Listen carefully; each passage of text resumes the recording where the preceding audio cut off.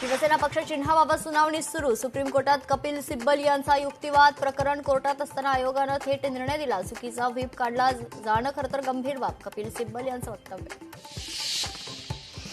मराठी सक्तीची अंमलबजावणी उद्यापासून सुरू होणार. मरगुरी करणाऱ्या रिक्षा चालकांवर कारवाई होणारच. मंत्री प्रताप सरनाईक यांचा इशारा. मुंबई महापौरांच्या प्रसिद्धीसाठी 25 लाख रुपयांचा खर्च प्रस्तावित. या बातमीचं महापौर ऋतू तावडेंकडून खंडन. वारंवार महापौर शब्द लावून राजकारण करणं थांबवा म्हणत या प्रकरणात जनसंपर्क विभागाच्या तानाजी कांबळेंची कसून चौकशी करा. महापौरांची माहिती. महापौरांच्या सोशल मीडिया प्रसिद्धीसाठी 25 लाखांचा खर्च प्रस्तावित. पण महापौरांना गेल्या 38 दिवसांमध्ये एकदाही अस्वच्छ जुहू किनाऱ्याची पाहणी करायला वेळ मिळत नाही का? लोकशाही मराठीकडून सवाल उपस्थित. मीडिया कंपनीचं मुंढवा जमीन खरेदी प्रकरणाला राजकीय रंग नको म्हणून महसूल मंत्री बावनकुळेंकडून प्रकरण प्रधान सचिवांकडे वर्ग. भाजपचे प्रदेशाध्यक्ष नितीन नबीन यांच्या नव्या टीमच्या घोषणेनंतर आता केंद्रीय मंत्रिमंडळ विस्ताराच्या हालचालींना वेग. सूत्रांची माहिती.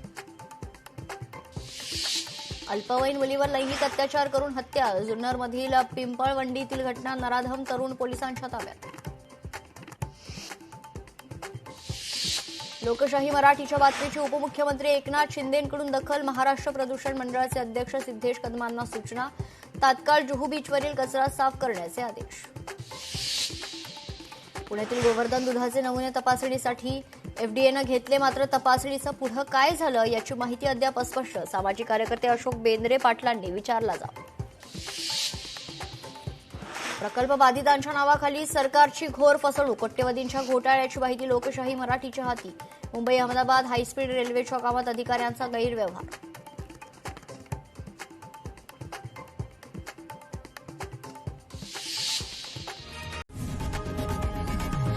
लोकशाही मराठी ऐका, पहा, जागरूक रहा.